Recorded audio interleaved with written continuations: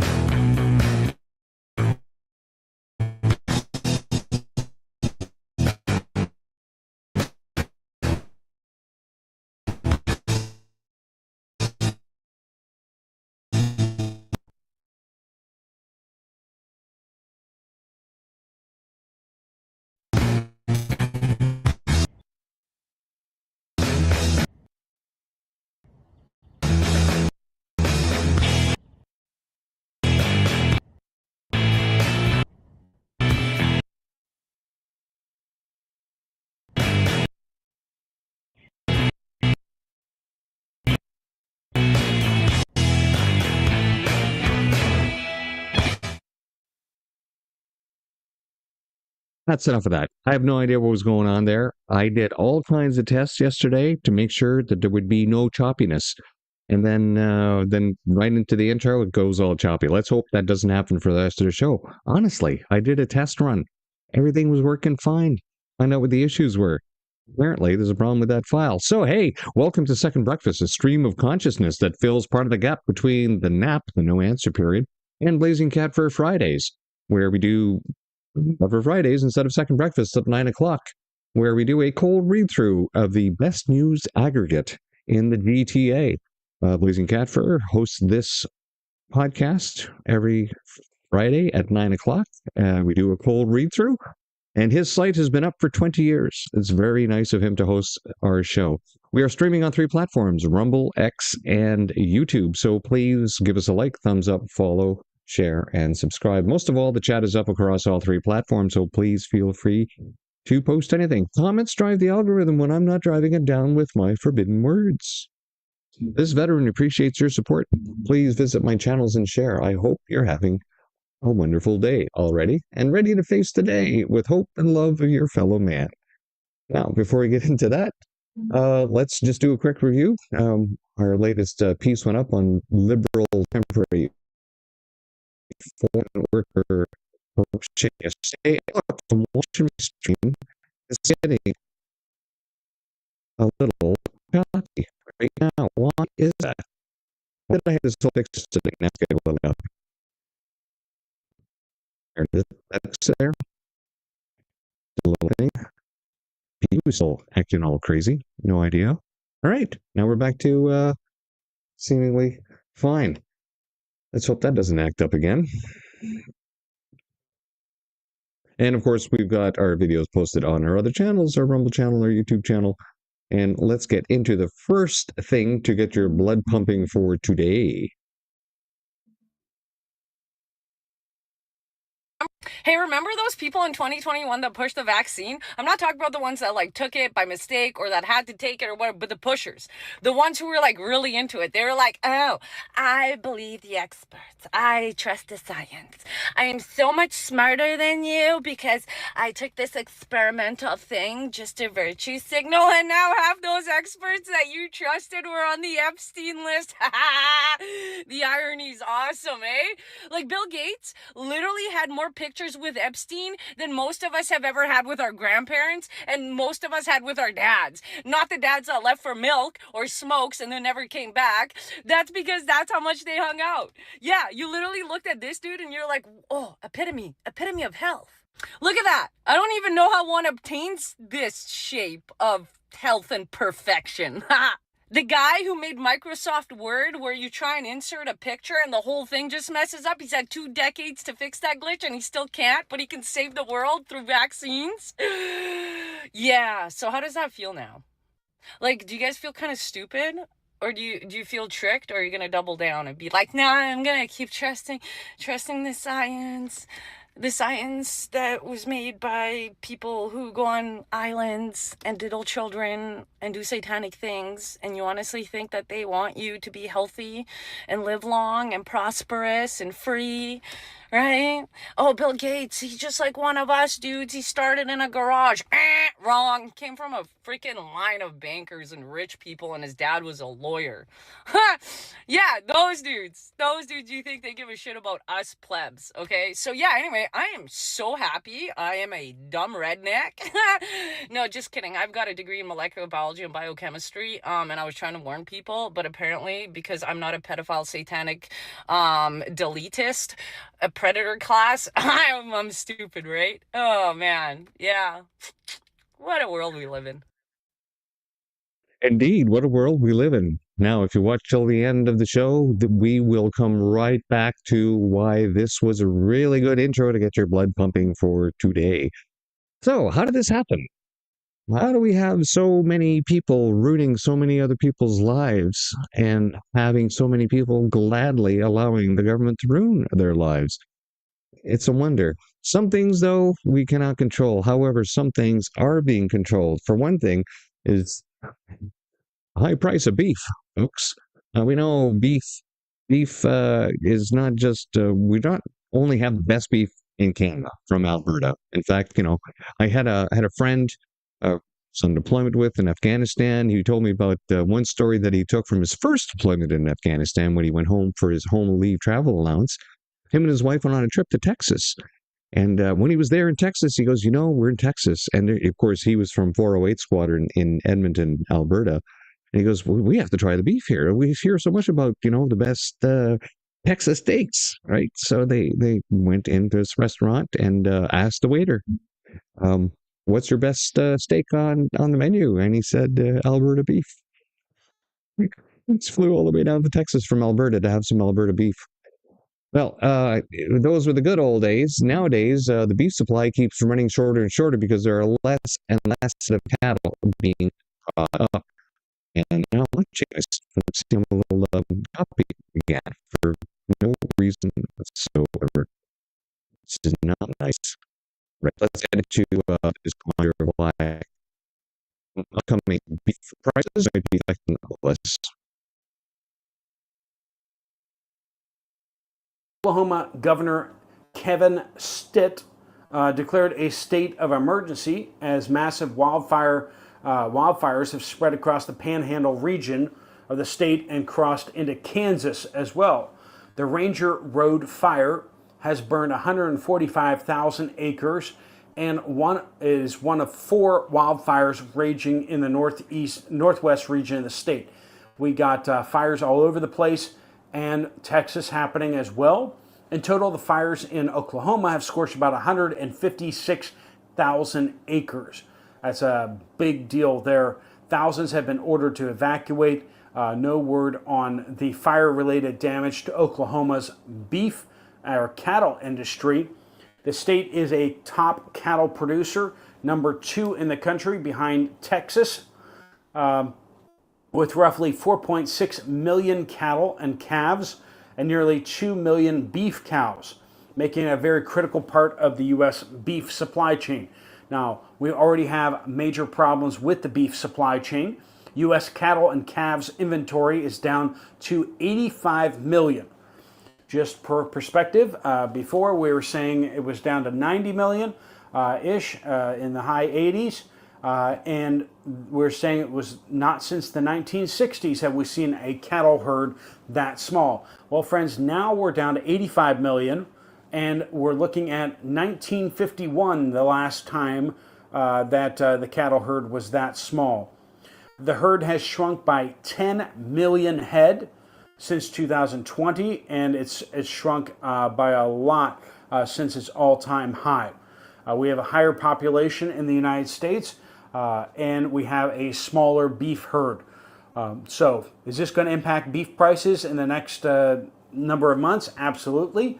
So far, beef and veal prices, of course, which uses cattle, 15% year over year this January, marking one of the fastest increases for prices in the food basket. By comparison, chicken prices are supposedly up 1.1%, while milk prices were roughly unchanged. Now, you know that that's not really true, but that's what they say. But are chicken prices the same price that they were last year for you guys? You're probably going to say chicken prices are up. Now, this is the Popular Report. He's mainly centric out of the United States. Of course, a lot of stuff that happens in the state. We are in a symbiotic economic situation with the Americans, no matter what the liberals keep trying to sell you through their propagandist media. What affects them affects us. And our prices are already pretty well twice what theirs are. So just imagine how much worse it's going to get as the beef supply shrinks. Now, if you haven't heard this story, we've always known the Communist Broadcasting Corporation basically just pushes propaganda all the time. Well, this has been yet once again exposed. Here's a clip by Mark Nixon that he got on TV. Some hot mic accidentally caught Rosemary Barton saying that everything she said was made up. Let's listen.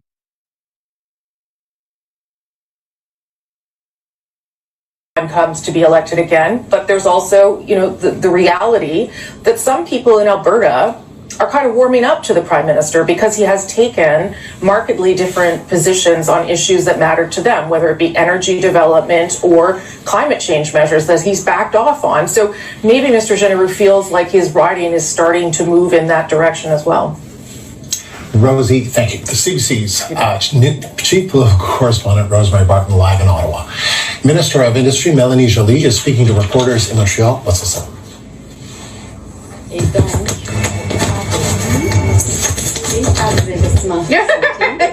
Just because it's all made up anyway. Just because it's all made up anyway.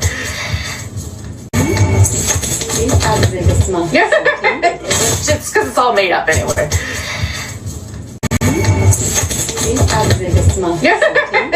Just because it's all made up anyway. Comes to be elected again, but there's also Guaranteed that is going to make one of the next videos I make. I love these little sound bites. I love using them. I love exploiting them because it really exposes who these people are. Know them by what they do, and know them by what they do not do.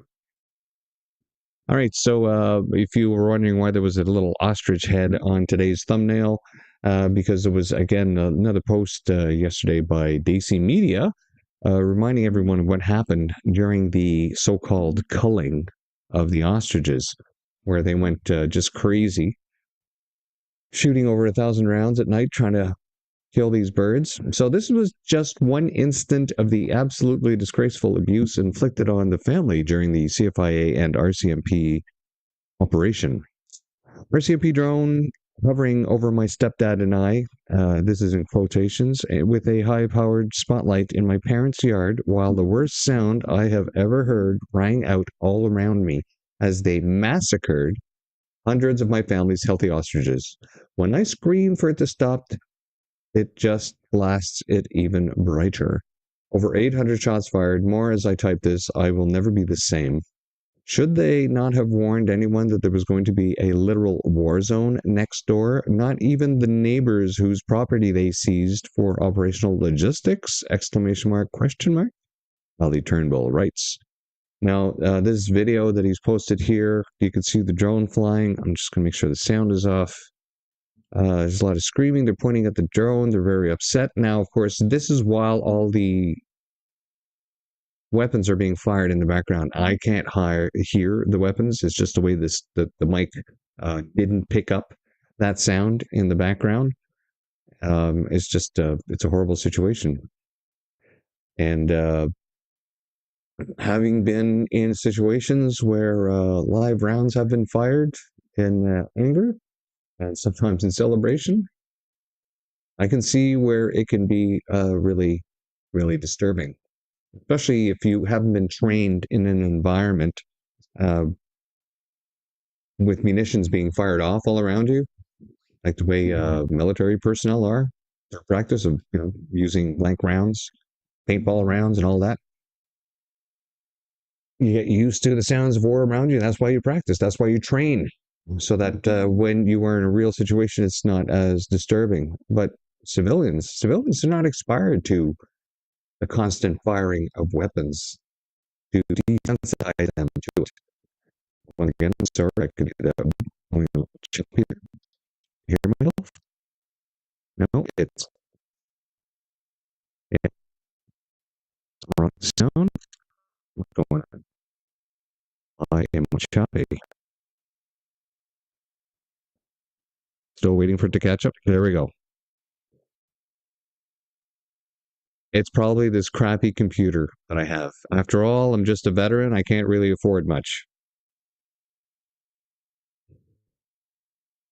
Now, here's Kelsey Sharon. As you know, we usually post some stuff on her. She's very into the anti-MAID, pro-life, as we should all be as fellow Canadians or as fellow human beings who should learn to love each other, is to love and respect life in all forms, not just turn you into a credit number that needs to be disposed of when you're no longer, necessary, when you cost the government too much. Can you imagine if the Canadian government cared about actual Canadian rights? Now, Canada now spends over $1 billion per year on healthcare for refugees and illegal immigrants. And that's enough to build 2.4 million square feet of hospital space every single year. Well, of course, as I mentioned, we owe so much money because of what the Liberals have borrowed and spent with nothing to show for since 2015, that with the massive over $1 trillion debt, 1.2 trillion, 0.3 trillion, who knows how high it is, but it's costing us $10 million per hour, which is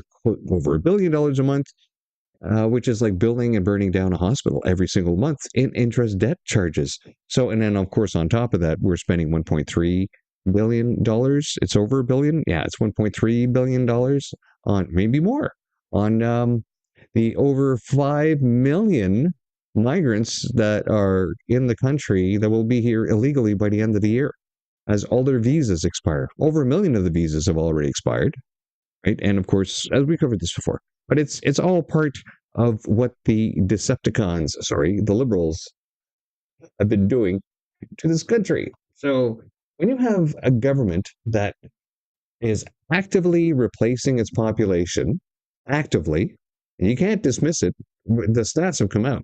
We've added 10 million people to Canada since 2010?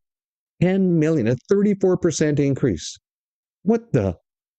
Well, certainly you can't get that kind of increase through having babies, right?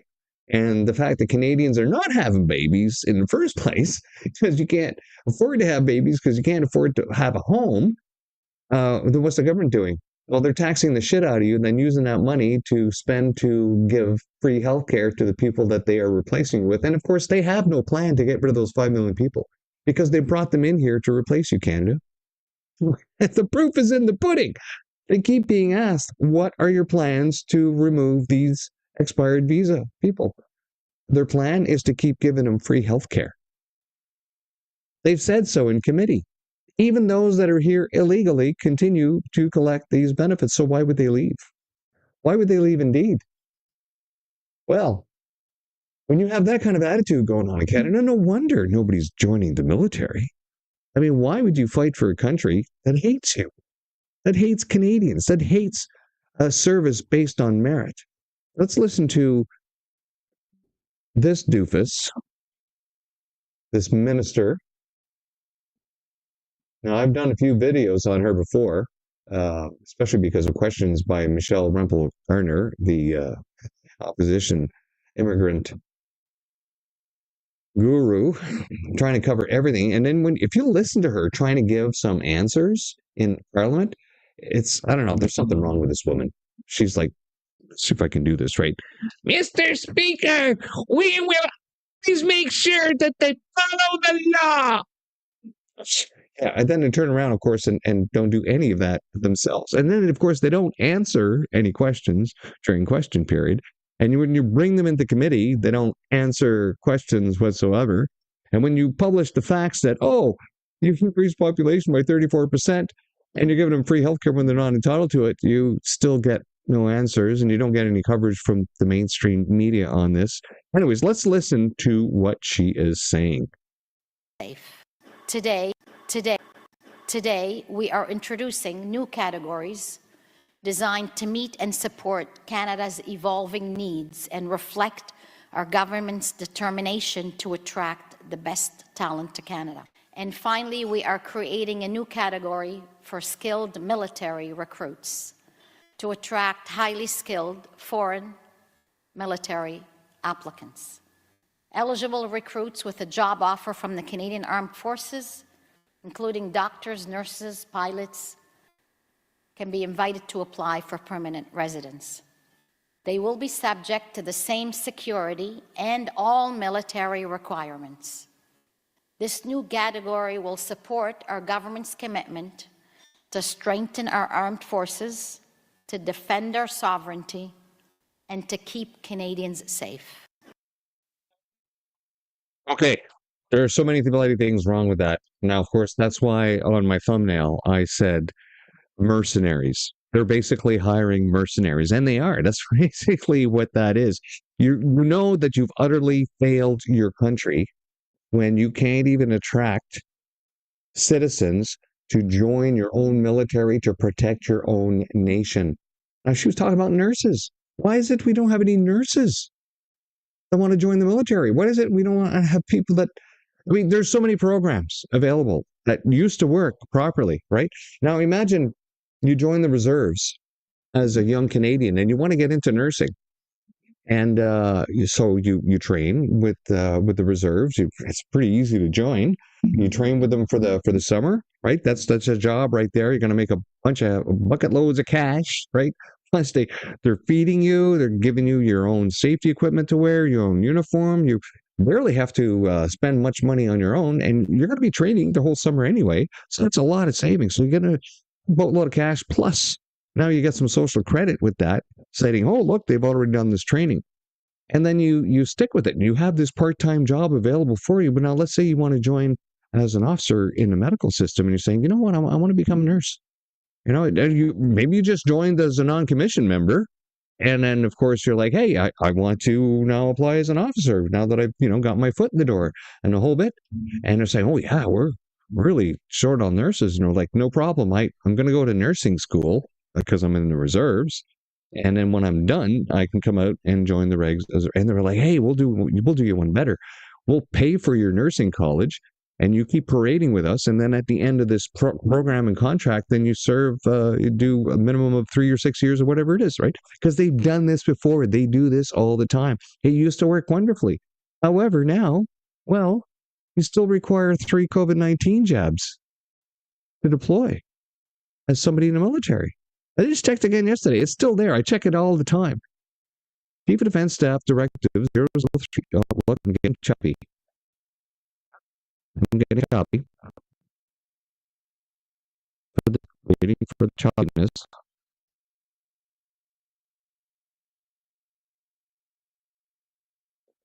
Waiting for the choppiness to stop. Waiting. There we go.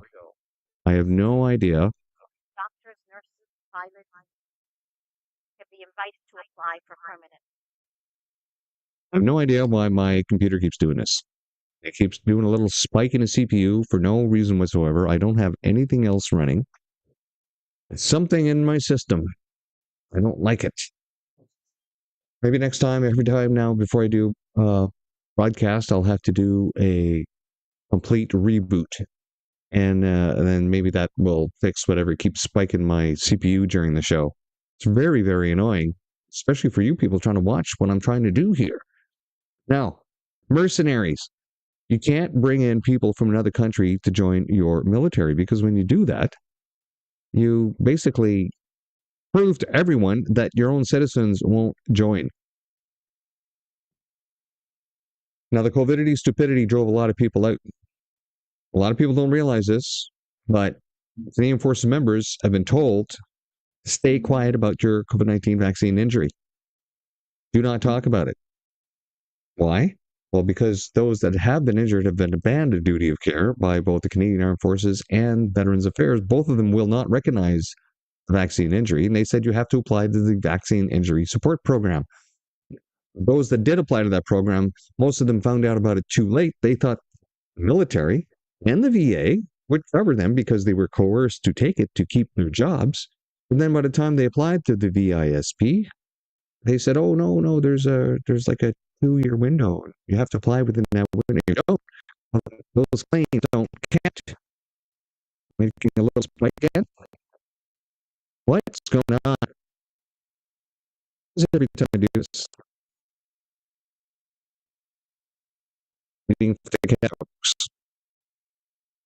Crazy. I have no idea why this keeps doing this. Right, now we're back to normal. It's very annoying. I had this fixed. I have to change those settings again. Now, if we could just finish saying about the mercenaries. Now you have skilled tradesmen leaving the armed forces. We have schools set up for this. We have pilot schools. We have mechanic schools. We have medical schools. They're all at Canadian Force Base Borden training facility in 2 Division of the Canadian Armed Forces. Are you telling me that you're not recruiting enough people to fill those positions? What's going on? Why is the government not being able to recruit Canadians to join the forces? Is it perhaps because they do not agree with the ideological narrative that is being pushed? Now, there's story after story about people having their ethics and morals taken to task because they're being told to follow the government ideology. Put the government first. No. It's not about the truth. It's about doing what's best for the government. It's about doing what's best for the Liberal Party. And a lot of public servants, some of them are coming out and they're saying, this is wrong. Like, what's going on here? What is going on here? Well, I'll tell you what, I guess there's a lot to say about putting tampons in the men's room in the Canadian Armed Forces on every base, in every wing, in every naval station. And I'd be interested to know whether or not there's tampon dispensers in the head on naval ships. Now, most civilians don't know this, but you can't just arbitrarily modify a ship and willy-nilly go down to the store, buy a tampon dispenser, and screw into the wall on a Navy ship. And again, waiting for this issue to stop. Neck. Wait, wait for the jump into this stuff. This is so good. It's so good at all. I can't. There we go. Most civilians don't know this. You can't arbitrarily just go downtown and buy a tampon dispenser screwed into the wall on a Navy ship. It requires engineering documentation. It requires every ship to be modified at the same time. There's a lot of things to consider on a ship, and then of course, where you're going to store all these additional tampons. Is that a fire hazard? Who knows? All kinds of operational necessities and needs. Can't just arbitrarily be doing stuff like this, but this does grab a lot of attention every single time an armed forces member goes into the bathroom and sees this. They're like, what has happened to my military? And then orders not to talk about vaccine injuries.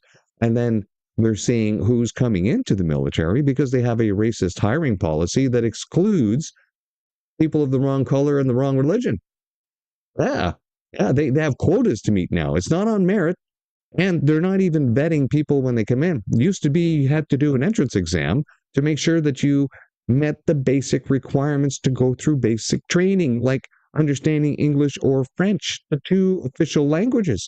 And they could put you in an English training platoon or a French training platoon. But they're not even doing that. They're letting a bunch of people in they can't even speak the two official languages that are even natural citizens. And now they're out there saying, hey, what's going on? Well, let me see what's going on here. What's going on with my stream?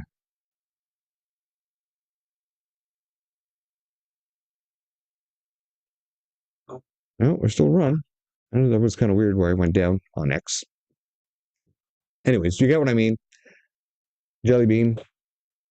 Canada's screwed when you can't even attract people to defend it. When you have to hire mercenaries. I think you pretty well lost the plot. Now here's Moose on a Loose. He had a post. Mark Carney has more conflicts of interest than all other prime ministers combined. Welcome to the Brookfield Party of Canada.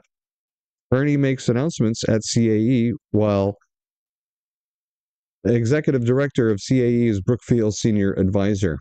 Now, if you're unfamiliar with the moosechart.com, he keeps this up very well, and he has an update from his program today. So let's watch that.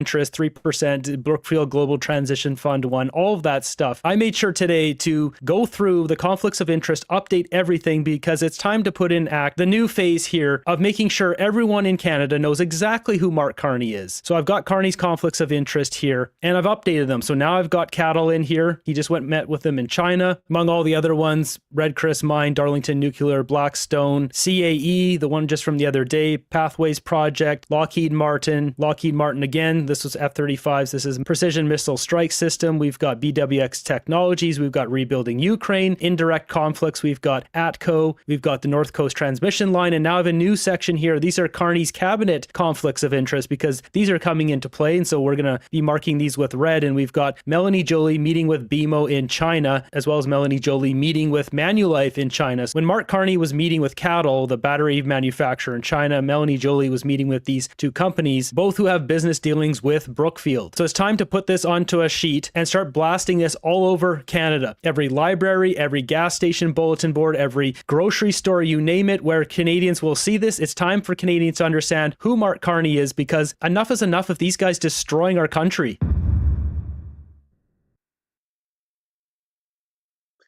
You'd think enough is enough, but people are being programmed into believing the opposite of what their eyes are telling them. Oh, it's on the news. It must be true. Is it now? Is it all true? Well, Ron Butler. Always a good statements from Ron. Here's what happens when you elect a banker as a prime minister. Government by transaction. Particularly electing someone who has not spent a moment as an elected member of anything. Just bribe an opposition member to switch, offer him a special job and other perks. Why not? This scumbag, Matt Generoux, is somehow a special advisor, likely going to see some travel time and expense accounts. And of course, now we wait for the questions to stop. Students who, yes, think no, it's a problem. And they're back, I'm back, I'm back. And still trying. Here we go. We're back now. I think I know. So I followed these Google settings that they recommended, and when I did the test yesterday, everything was fine. And now it's not. Now I know which ones to go back and undo and see if that fixes it a bit more. Now, like he was saying, the scumbag Matt Generoux is somehow a special advisor, likely going to see some travel time and expense account bumps. Just like rat bastard Michael Ma traded the constituents who elected him for a trip to China with the Prime Minister and a photo op with Z. Mark Carney is an operator, smartest guy in the room, who could not care less for any parliamentary tradition. For this Prime Minister, paying members to cross the floor is just a deal, just a transaction. Ask yourself this: if you voted for a candidate who won the seat, would you think it's okay that they are for sale? Well, now when a member crosses the seat, initially if things didn't start happening, like he's mentioning here, like what happened with Micah Ma, when you get a little pay bump for giving a little advisor roles and stuff, right? But crossing the floor is part of the Westminster parliamentary tradition. In fact, one of the most popular Westminster politicians of all time was known for crossing the floor a couple of times, and that would be Winston Churchill. But of course, that was in the UK. And a lot of these Westminster parliaments have started to gain their own little bits of tradition and how they're actually run. In fact, if you look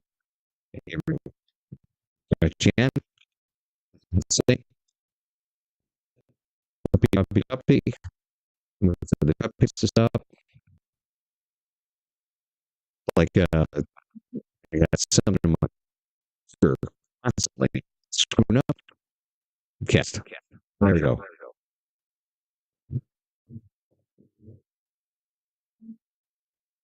Westminster traditions of politicians crossing the floor. So if you look at how the BC legislature is conducted as opposed to House of Commons, you can see there's a big difference on what happens. So every Westminster Parliament itself is starting to diverge from the others in how they're actually operating a little bit more. And of course, Canadians in this case here, a lot of Canadians don't find comfort in politicians crossing the line. So of course, that's relevant here is when you've locked down your X account, it's a sign you've done something horribly disreputable. Yeah, indeed, eh, Matt? Now, let's just a little bit of CPAC. Not much. Let me say first off, welcome, Matt. Welcome to the government team. It's a great honor to be on the same team as you. Now, if you want to watch these two sock puppets talk to each other, please go on over, find the clip yourself, and watch it. We don't need to listen to this rhetorical garbage. But what I'm really interested in was when I was looking at the scene.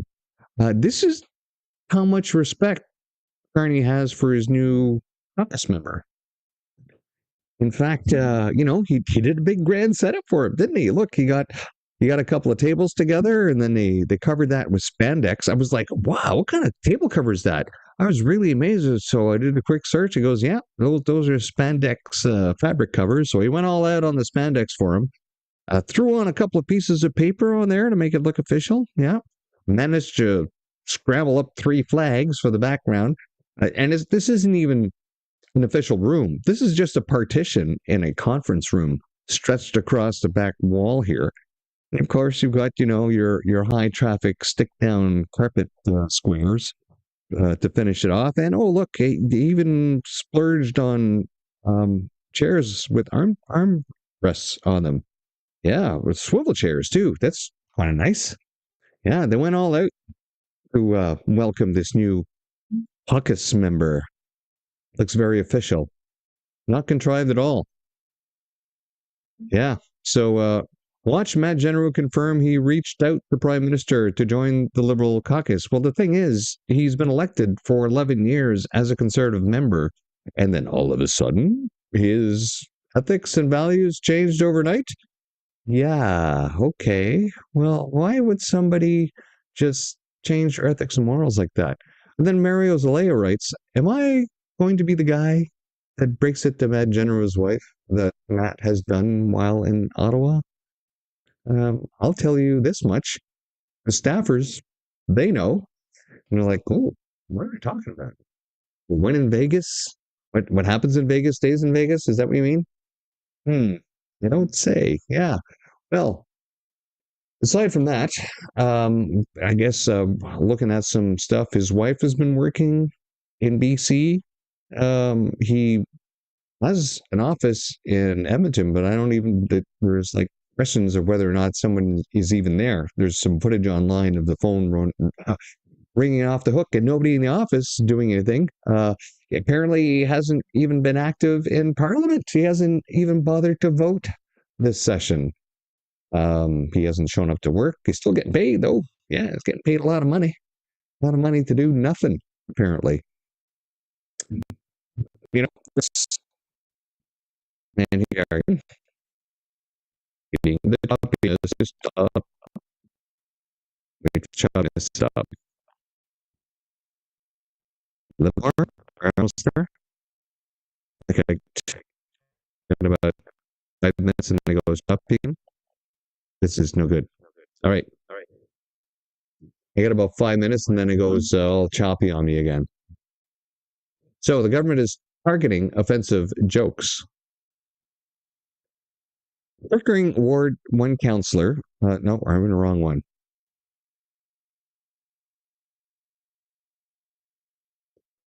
Pickering Ward 1 councillor Lisa Robinson joined Mark Petrollo to explain why the anonymous reporting system risks being abused, diverting resources away from serious crimes and creating culture of fear. What am I talking about? Well, it looks like York Durham region has decided that they're going to be the first test bed for trying to control thought crimes. Right.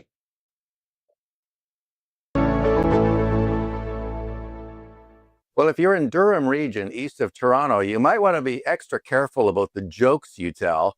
The region's website features a snitch line for things like offensive jokes. That's right.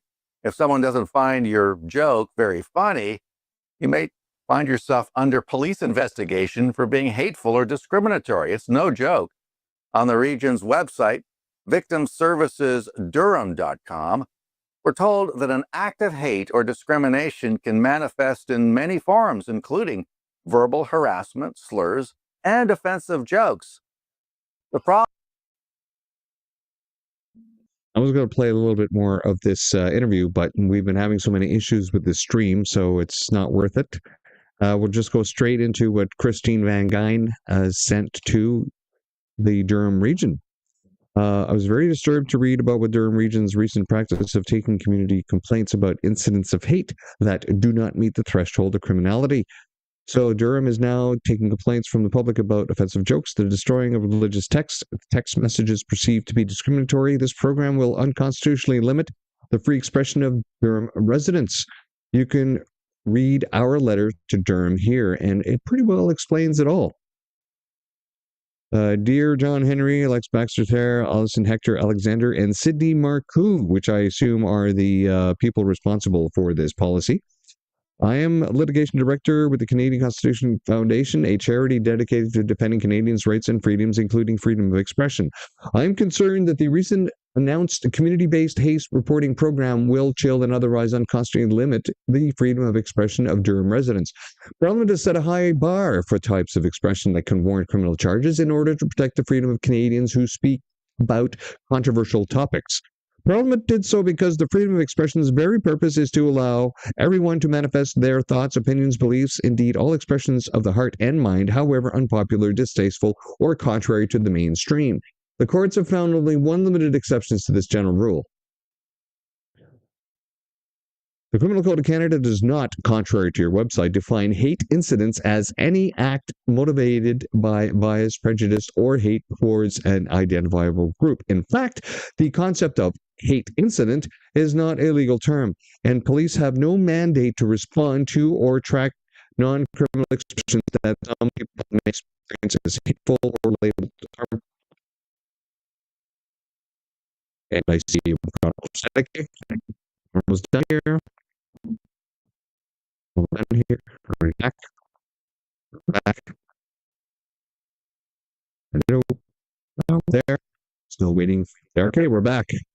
Bloody hell. So, the Criminal Code of Canada, contrary to your website, define hate incidents as any act motivated by bias, prejudice, or hate towards an identifiable group. In fact, the concept of a hate incident is not a legal term, and police have no mandate to respond to or track non-criminal expressions that some people may experience as hateful or label harmful. I am particularly concerned that offensive jokes are labeled on the hate reporting form as hate-motivated acts. As the Supreme Court reiterated in 2021, there is no right not to be offended in Canada, and making jokes that some people find offensive is not a justification for limiting expression. It is not the job of police services to respond to or track offensive jokes. I'm also concerned that burning or destroying religious texts is listed as a hate-motivated act. While burning or destroying religious texts is understandably upsetting to many people, it is protected expression in free societies as of 2018. Canada has no criminal blasphemy laws. What's more, your website claims the community-based hate reporting online forum is not a snitch line. However, the program allows anonymous complaints related to incidents of hurt feelings such as offensive jokes or perceived discriminating messages. I therefore request the following information. Will the anonymous reports that are collected through community-based hate reporting forum be included in the statistical reporting of hate incidents? Will reports of offensive jokes or destruction of religious texts collected through the community-based hate reporting forum be included in the statistical reporting of hate incidents?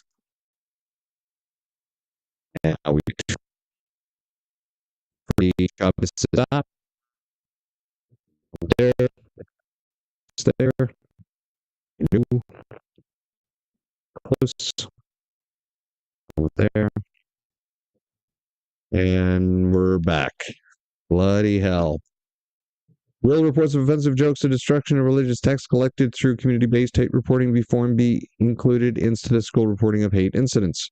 Will anyone make any efforts to confirm that incidents reported anonymously through community-based hate reporting form actually occurred? Right? We call it, oh, we'll take that down, no problem. But like, is there any follow-up? Is this bloody real? Will police officers have access to the reports of non-criminal incidents collected through the community-based hate reporting forum? If so, when will officers have access? Yeah, you're going to spend all this money, you're going to collect all this data. What's going to happen with it? Will the community-based hate reporting form be used to prosecute criminal offenses? That's interesting, seeing as that you're reporting information that has no legal reason to be collected. Will information gathered with the community based hate reporting form be disclosed to the individual about whom accusations of hateful conduct are made? Yes, because in the UK, when they do this kind of stuff, it's all star chamber. You're not even allowed to know who made the accusation. You're not even allowed to face your accuser. Well, in fact, in the UK, they've done away with a lot of jury trials now, apparently. It's gone completely sideways in the UK. And you want to see what's going to happen in Canada? Watch what's happening in the UK. Will you commit to not tracking offensive jokes or the destruction of religious texts? I look forward to your response, and then it's shined by Joss DeHaas. And we're running out of time as the computer keeps acting up here. Now, of course, you can find this information at Generoux News has their interview with Lisa. You can go to the Canadian Constitution Foundation for information there. And then, of course, where we bring it right back to the first video that we had with the girl in the car, scientific background. Well, apparently, in Canada, new whistleblower alert. Canadian government's own senior data scientist is whistleblowing PHAC's proposed data skewing to hide what the vax was really doing to Canadians. Do not miss this one. Let's just listen to the first couple of minutes.